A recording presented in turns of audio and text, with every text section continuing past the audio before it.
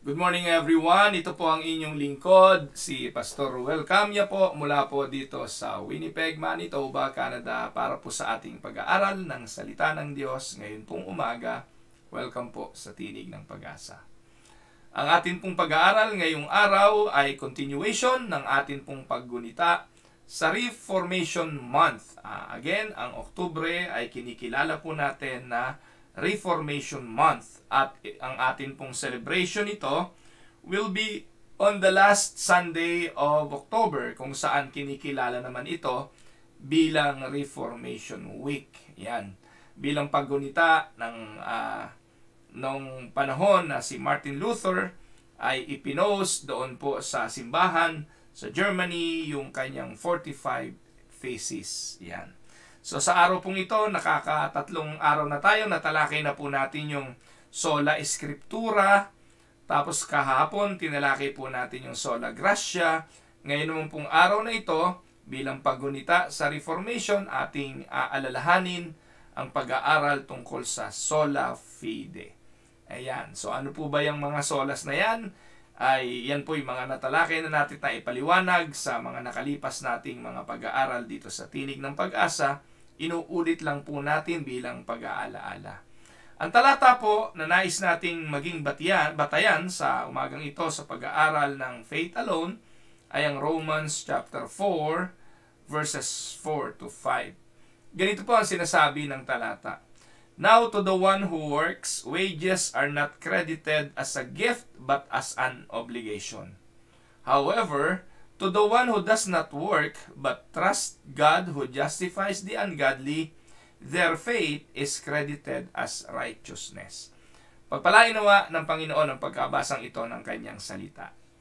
Naniniwala po tayo sa katotohanan na ang kaligtasan ay biyaya. Tinalakay po natin ang bagay na iyon kahapon. At ang kaligtasang itong biyaya na kaloob ng Diyos ay makakamit sa pamamagitan ng pananampalataya.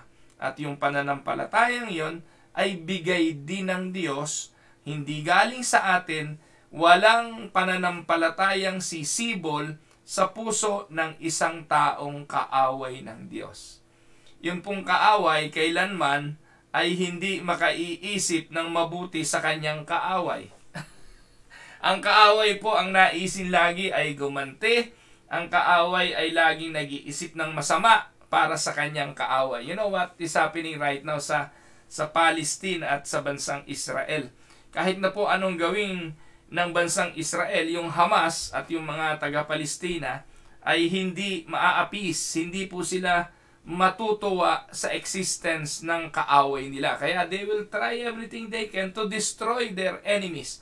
Kaya yung recent attack ng Hamas sa Israel ay palatandaan lang ng napakahabang conflict at napakahabang pag-aaway. At iyan po ay marahil masusolusyonan na lamang at matatapos kung babalik na ang Panginoong Hesukristo. It will continue for the rest of human life, no? For the entire human life. Ganyan po katulad din po ng sinabi yan doon sa Hardin ng Eden, because of the fall, because of the sin of man, man and God, no, ay naging magkaaway.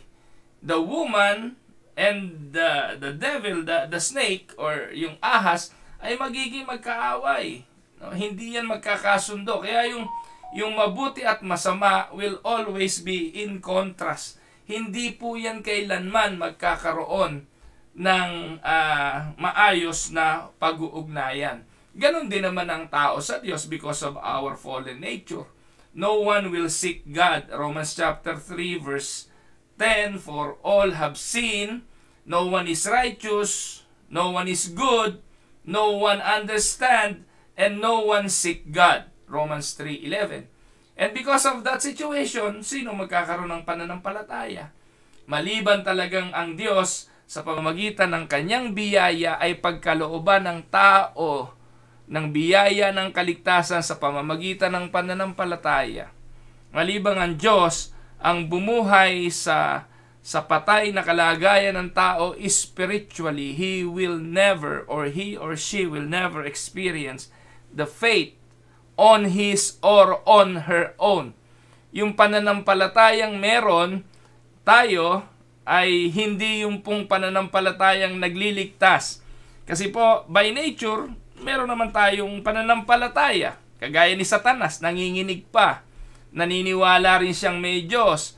Pero yung pananampalatayang yon is only the kind of faith that inherent, but it will not save. When we talk about the faith that will save, it is a gift from God. So it is not the work of man, so that no one will boast. Iba po yung saving faith. Yung faith that that will inherit eternal life. At yung faith na yon, galing yun sa Diyos. Kasi po, kung ang lahat ng makikita natin sa Biblia na salitang pananampalataya, ibig sabihin po si Satanas ay maliligtas. Pero ang sabi, si Satanas ay parurusahan ka to kasama ng mga makasalanan sapagkat, meron siyang faith, nanginginig pa, but that kind of faith will not save him. The kind of faith that save is a gift from God. Yan. So, sola fide, na ang ibig sabihin ay faith alone, is very important because it is one of the distinguishing characteristic or key points that separate the true biblical gospel from the false gospels. At stake is the very gospel itself, and it is therefore a matter of life or death. Kaya, sinasabi maigi ni Apostol Pablo sa sulat niya sa Galatia 1:9, binibigyan niya ng emphasis, hindi ko na lang nailagay, Galatians 1:9, ang sabi ni Apostle Paul, as we have already said, so now I say again. Pag ganun po yung sinasabi ng Ebanghelyo, isa lang ibig sabihin, napakahalaga nito. Kasi binanggit na niya, uulitin pa niya. Ito yon. As we have already said, so now I say again, if anybody is preaching to you a gospel other than what you accepted, let him be eternally condemned. Kaya ang linaw, ang sabi ni Paul, pag may nagtuturo sa inyo ng salvation na hindi biyaya, let them be condemned. Let him be eternally condemned, because that is not the kind of gospel that the apostle was preaching. Paul was addressing the same question that sola fide addresses. On what basis is humanity declared by God to be justified? Magandang tanong yun On what basis, on what ground is humanity declared by God to be justified? Paano ba napapawalang sala ang makasalanan? Linaw-linaw, it is by faith alone or by faith through Jesus Christ plus nothing. Hindi po pwedeng faith plus works. Hindi po yun ang turo ng Biblia, hindi po yun ang turo ni Apostol Pablo. Kaya pag may pastor na nagtuturo na ang kaligtasan and man will be justified by God by faith plus work, ang sabi ni Paul, as we have already said, so now I say again, if anybody is preaching to you a gospel done, what you accepted and what you have heard from us, let him be eternally condemned. Kaso ngayon, napaka-tolerant ng mga simbahan. May papasok na pastor sa inyo, imbitado ninyo, anniversary pa man din, magtuturo sa inyo ng ebanghelyo. Ebanghelyong hindi naman talaga yun ang nakasulat sa Biblia. Tuturuan kayo ng mga doktrinang sablay sa itinuro ng mga apostol. Napaka-tolerant ng mga simbahan. Naalala ko nung panahon na kami ay kabilang pa sa Iglesia Evangelica Unida de Cristo. Yung mga naunang mga obispo, sinasabi nila, huwag kayong invite ng kung sino-sino. May mga obispo naman kayo, may mga generalis naman kayo, kung sino-sino pinag-iimbitan nyo. Nang nagsimula pong maging maluwag ang simbahan sa pagpapapasok ng mga katuruan ng ibang mga aral mula sa mga Pentecostal, mula sa kung sino-sino, ayun na. Doon na po nakapasok ang mga aral na sinasabi ni Apostol Pablo. So, papaano? Uulitin ko ang tanong. How or on what basis is humanity declared by God to be justified? Papaano ka napawalang sala? Kapatid, ikaw na Kristiyano ngayon. Kasi kapag Kristiyano ka, alam mo Christian ka, born again ka. Kapag born again ka, ibig sabihin justified ka. Kapag justified ka, ibig sabihin nun sanctified ka. Yung na-predestined ay na-justified, ikaw ay na-regenerate, na-justified, na-sanctified, you will be glorified. Pagbalik ng Panginoong Jesucristo, seselyuhan yung kaligtasan mo. So, ligtas ka. Ang tanong, on what basis? Bakit ka napawalang sala? Para ano ang basis? So, ang sabi po ng Biblia, Galatians chapter 2 verse 16, know that a person is not justified by the works of the law, but by faith in Jesus Christ. Kaya minsan ito ang tanungan no? Nagkakagulatan at minsan nag-aalilangan tayo magtaas ng kamay. Pag tinanong, sino sa inyo ang ligtas na? Nag-aalangan tayo, ligtas na ba ako o hindi? Hindi, ligtas ako. Tataas natin kamay natin.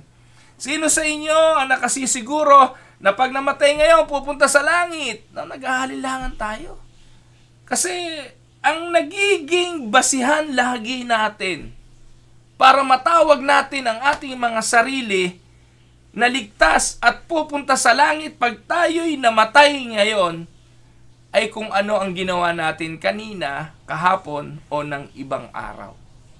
At ang sukatan natin ay ang ating pagiging mabuti sa harapan ng Diyos.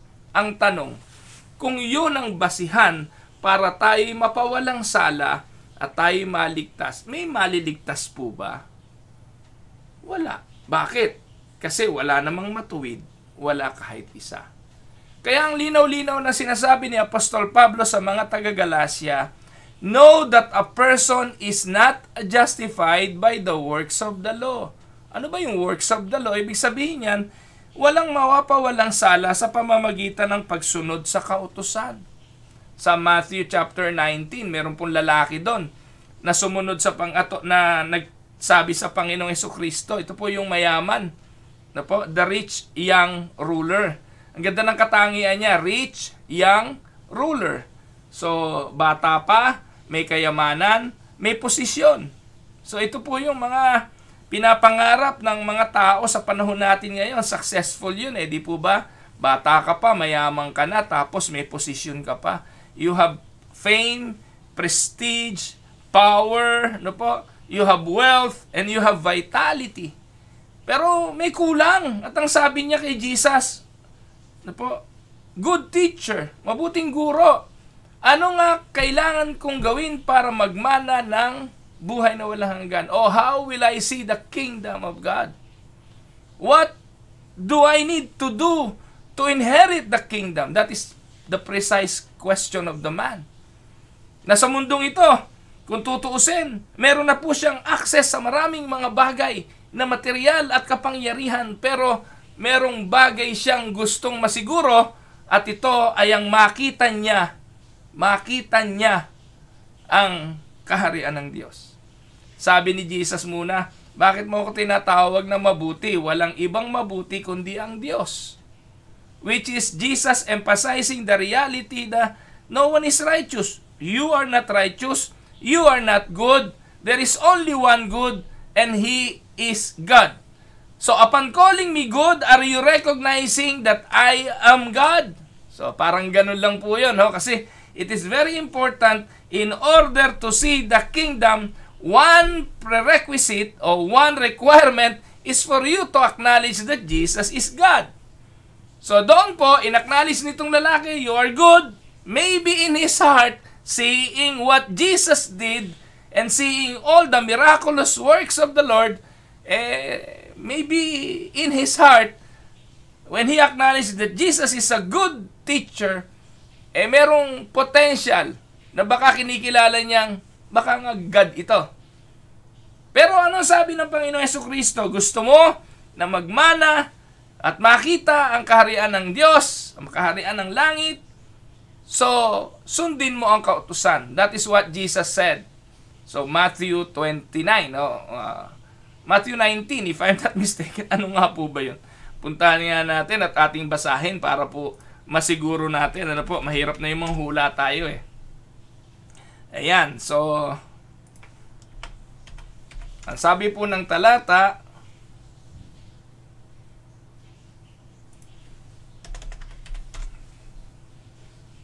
yan, sa Matthew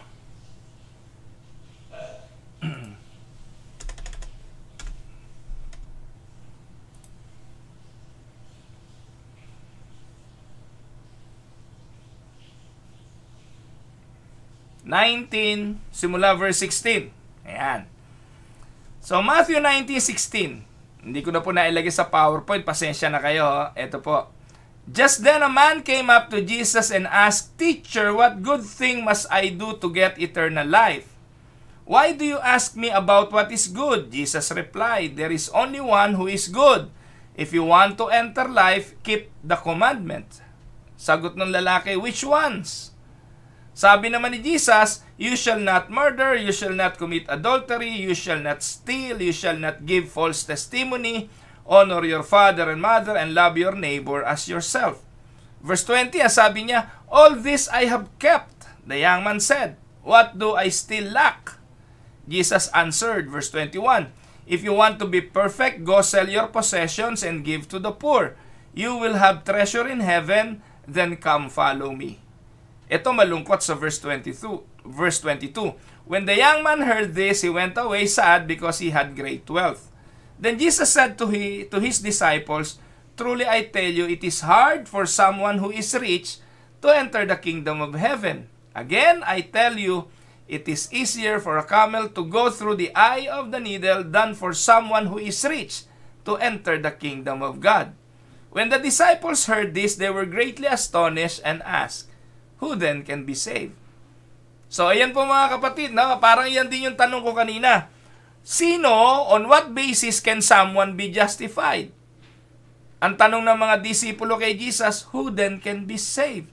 If it is impossible for someone to be saved, and it is as difficult for a camel to go through the eye of the needle, who then can be saved? Kaya sa kanyang sarili, sa kanyang sariling paraan, sa kanyang mga pagsasakripisyo o anumang naiisip niyang gawin, imposible ang kaligtasan. Katulad ito ng pagpasok ng camel sa butas ng karayom. Kaya sabi ng mga alagad, Lord, yung word na ginamit, we're greatly astonished. Yung word na yon ay pagpapakita ng matinding pagkabahala ng mga tao, ng mga alagad.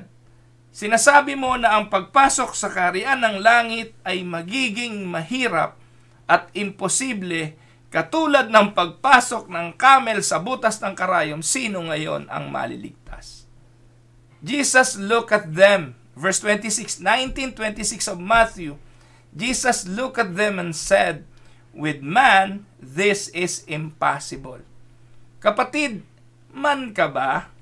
Human ka ba? Whether you are a male or a female, tayo po ay tao at ang sabi ng Panginoong Hesukristo sa verse 26, sa tao, ito ay imposible. Huwag nyo na pong gawing posible. May narinig akong obispo nagtuturo na pwede naman daw yung camel makapasok sa butas ng karayom. Kasi po, yun daw hong sa Israel, meron daw dong eye of the needle, isa daw po itong lugar kung saan yung camel, pag pinaluhod, pwedeng dumaan doon. Kwento nyo sa pagong. Kwentong barbero ho yun. Ang linaw-linaw na nga rito. Huwag nyo nang baguhin at maghanap pa kayo ng palusot para lang mapaniwala nyo na meron talagang ganon. Wala! At ang sabi ng Biblia, imposible. Sinabi na nga, imposible. Pipilitin nyo pang gawing posible sa pamamagitan ng paghanap ng mga kwentong barbero. There is no such a thing. And dito ay pinakikitang it is impossible for human by his own or her own effort to see the kingdom, to be justified by God. Kaya po ang justification, ang pagpapawalang sala ng Diyos para ikaw ay maging matuwid sa kanyang harapan and at the same time magmana ng kaharian ng langit at makita ang kanyang kaharian ay ano? Sabi ng Panginoon, with man this is impossible, but with God all things are possible.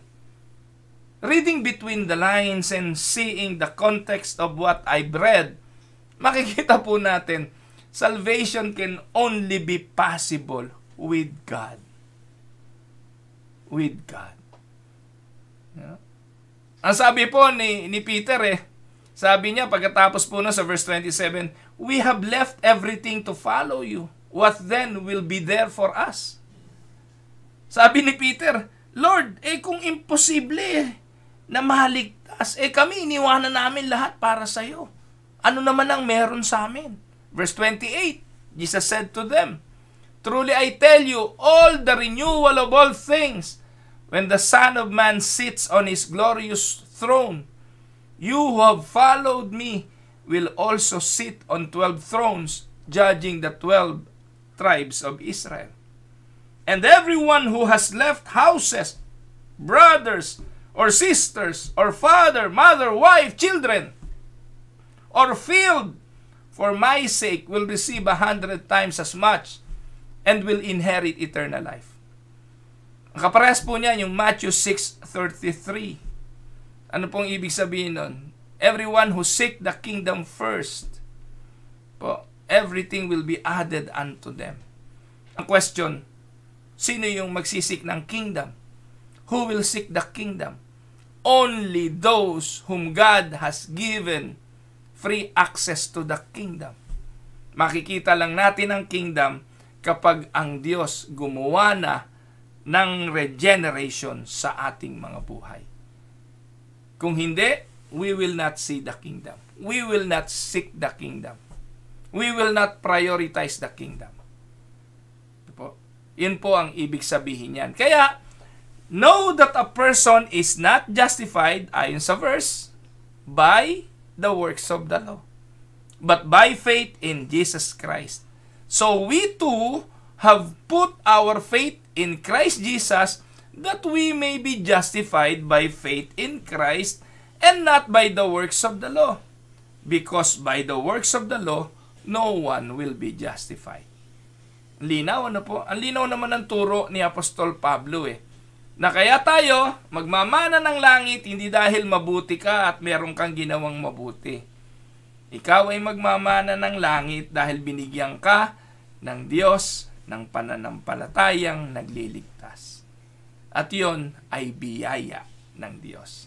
Sola fide, or faith alone, is a key point of difference between not only the Protestant and Catholics, but between biblical Christianity and almost all religious teachings in the world. Ito yung nagbibigay ng kaibahan. The key point of difference. Na yung pananampalatayang Kristiyano sa sola fide ang naghihiwalay doon sa pananampalatayang kailangan kang gumawa ng mabuti para ka maligtas. Marami pong ganyang relihiyon ngayon sa mundo na kailangan kang gumawa ng mabuti, sumunod, sundin ang mga kautusan para ikaw ay maligtas. Hindi po biyaya yon. Yun po ay man-made religion, man-made effort para sa iyong kaligtasan. The teachings that we are declared righteous by God, justified on the basis of our faith alone, and not by work, is the key doctrine of the Bible, and a line that divides most cults from biblical Christianity. Lahat po yan, yung mga naglilitawang mga kulto, yung SBSI ba yun? Yung si Aguila. Saan ba pangalan? Si Aguila doon sa SBSI, yung kaya po sila namundok. Kaya po namundok yung mga yon, in-encourage po nung dating mayor nung lugar na yon na mag-akyata sila sa bundok para humiwalay sila sa sistema ng mundo. Kasi po, biblically, ina-associate nila yung totally humiwalay kayo sa mundo, literal. Na iwanan ninyo yung mga yung pamamahala ng mundong ito at mamundok. Dinala po sila doon sa kultong relihiyon dahil dun sa idea na maliligtas sila pag humiwalay sila literally sa system of this world. Yung po sinasabi na mag-iba kayo ng inyong pag-iisip, mag-iba kayo ng landas, literal na dapat ang buhay mo ay totally detached sa mundong ito. Yan po ang palatandaan ng mga kulto. Kaya yung pong iniimbitahan na yun sa Senado na si Aguila, ano pangalan no? Haring Aguila. Yung pong si J. Renz, talagang nagtuturo po sila ng occultic teaching. Hindi na pag-aaralin ng mga bata dahil ang matututunan naman sa secular education ay kamunduhan. No? Wala nang mag-aaral at hiwalay sila sa mundong ito. Just like the Jehovah's Witnesses. Yung mga Jehovah's Witnesses, wala silang allegiance sa government. Di sila umaawit ng lupang hinirang kapag sila'y nasa bansang Pilipinas. Pero nakakatawa yung mga Pilipino, no? Eto, matatawa kayo. Yung mga Pilipino na pumunta rito para mag-immigrant at maging citizen, pag naging citizen na po kayo ng Canada, meron kayong gagawin para kayong maging citizen. Kaya lahat po, ito, nilalahat ko to. Walang Jehovah's Witness na naging citizen Filipino, na naging citizen ng Canada na hindi bulaan at hindi sinungaling. Po, kasi sa doktrina nila, wala silang allegiance sa government. Hindi sila nanunumpa. Bawal sa kanila yon. Pero dito, para ka maging citizen, manunumpa ka. Hawak mo ang Bible, manunumpa ka na ikaw ay Canadian na. Tapos aawitin mo yung O Canada. At yun, ginagawa po yun dito. Lahat ng naging Canadian citizen, gagawin yon. Kaya any religion, kailangan sumunod kayo doon or else hindi ka magiging Canadian. Kaya yung mga dating Jehovah's Witness na walang mga celebration ng ganyan, hindi tumatayo kapag lupang hinirang, sa teaching nila, wala silang allegiance sa government. Dito, nagsinungaling sila. Ano po? Hindi nagse-celebrate ang mga birthday yung mga yon. Ang dami pong mga batas.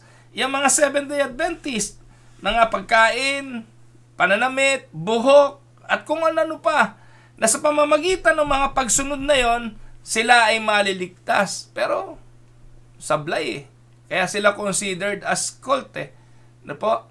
Tandaan po natin, the teachings that we are declared righteous by God on the basis of our faith alone and not by works is a key doctrine of the Bible and a line that divides. Ito yung demarcation line from most cults from biblical Christianity.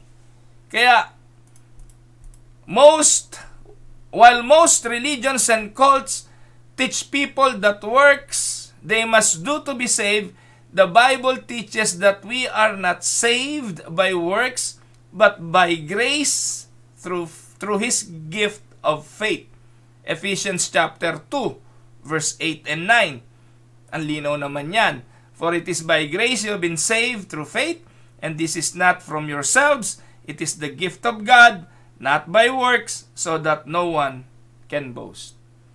Biblical Christianity is distinct from every other religion in that it is centered on what God has accomplished through Christ's finished work, while all other religions are based on human achievements. Ulitin ko, ang Kristyanismong pananampalataya, ang tunay na Kristyanismong pananampalataya, nakasalig ang kanyang pagiging ligtas, ang kanyang kaligtasan sa finished work of Jesus and not on a merit of His good works. Ayan, so malinaw na yan. Ano po? We believe in sola fide kasi iyan po ang turo ng banal na kasulatan. So, ano po ang sabi? The Bible teaches that those that trust Jesus Christ for justification by faith alone are imputed with His righteousness. Ano po? Yung nananampalataya sa Panginoong Hesukristo ay binihisan ng kanyang pagiging matuwid. Imputed, ginawad sa atin yung righteousness ni Jesus. While those who try to establish their own righteousness or mix faith with works will receive the punishment due to all who fall short of God's perfect standard. Again, wala naman pong nakaabot sa kaluwalhatian ng Diyos. We all fall short. It is only the finished work of Jesus Christ that enables us to receive the righteousness from God. Yung righteousness niya, inimpute sa atin. Yan. So, ang tanong, how important is sola fide? Bakit ito mahalaga? Mga kapatid, it is so important to the gospel message and a biblical understanding of salvation that Martin Luther described it as being the article with and by which the church stands. Ito po yung sinasabi ni Martin Luther. Those who reject sola fide reject the only gospel that can save them and by necessity embrace a false gospel. Kaya pag hindi tayo naniniwala na it is by faith alone at dadagdagan natin ang faith plus work, isa lang ibig sabihin yung gawa ni Jesus that enables us to receive justification from God ay kulang kaya natin dinadagdagan. That is not gospel anymore. That is a human gospel. Amen? So, too often, sola fide is relegated to secondary importance instead of being recognized as an essential doctrine of Christianity, which it certainly is. Sola nga no? Sa pamamagitan ng pananampalataya, tayo ay napawalang sala. We are justified by faith alone. Amen? So, grace, sabi ni John Blanchard, is not a reward for faith. Faith is the result of grace. Tandaan po ninyo, yung biyaya ay hindi reward sa pananampalataya. That is impossible. Parang ano yan parang regeneration. Parang sinasabi nila, faith precedes regeneration. Kaya ka na-regenerate dahil meron kang faith. Hindi mangyayari yon. Yung faith na yon na sinasabing meron ng tao, maybe the same kind of faith na meron si Satanas. Pero hindi na-regenerate si Satanas ng faith na yon na may panginginig. The faith that can save is the grace that comes from God. And that is the grace of regeneration. Biyaya yon. And once na regenerate ka, you will have the faith in Christ. And that faith that God gave you will be the means for you to be justified and become righteous in the eyes of God. Ulitin ko, grace is not a reward for faith. Faith is the result of grace. Walang iniwan yan sa regeneration is a gift, a grace from God. Ang mare-regenerate, yung kanyang elect. Hindi lahat ng tao mare-regenerate. Or hindi lahat ng tao maboborn again. You cannot see the kingdom of God unless you become born again. Sino yung maboborn again? Ang maboborn again, yung pinili ng Diyos bago palikain ang sanlibutan.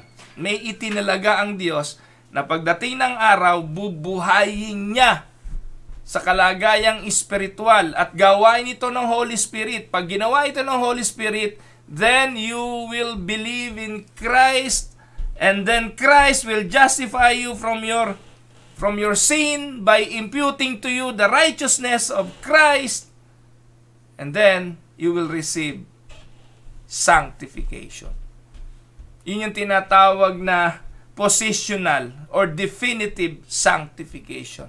Gagawin kang banal sa harapan ng Diyos sa pamamagitan yon ng kabanalan ng ating Panginoong Hesukristo. Sabi ni B.B. Warfield, justification is through faith, not an account of faith. Ikaw ay napawalang sala dahil sa pananampalataya. Hindi ka pinawalang sala bago ka nanampalataya. No, that is not an account of faith. Amen? So, sabi ni A.W. Pink, magagaling po itong mga theologian na to. Sabi po niya, saving faith is not a native product of the human heart. No, ang galing hindi po yan native product of the human heart. And I'm talking about the saving faith, hindi likas sa tao. na meron tayo niyan. Biyaya yan. It is a spiritual grace communicated from God. Paulit-ulit lang, nililinaw lang natin. Yung saving faith, it is a grace from God. A gift from God. Amen? Yan, sabi ni B.B. Warfield uli, it is not faith that saves. Ulitin ko, it is not faith that saves, but faith in Jesus Christ. It is not strictly speaking even faith in Christ that saves, but Christ that saves through faith. The saving power resides exclusively not in the act of faith or the attitude of faith or in the nature of faith, but in the object of faith, who is Christ alone. Yan, Solos Christus. Pag-aaralan natin yan sa susunod na araw. Ano po? So, justification is by grace alone, through faith alone, because of Christ alone. So, this is the article by which the church stands or falls. There is no gospel except that is of Christ's substitution in our place, whereby God imputed to Him our sin, and God imputed to us His righteousness. Yan po ang ebanghelyo. Na dun sa krus ng Kalbaryo, yung ating kasalanan ipinasan sa Panginoong Hesukristo, ginawa po siyang makasalanan, kaya naramdaman niya ang hagupit, ang latay, ang parusa ng impyerno. At yung kanya namang katuwiran imputed to us. Because He bore our judgment, we can now walk in grace as those who are forever, take note, no? Forever pardoned, forever accepted, forever adopted as children of God. Ayan. So, anong tawag ni Luther dyan? Luther called justification by faith the article by which the church stands. Ano sabi ng Romans 3:22? The righteousness of God through faith in Jesus Christ for all who believe.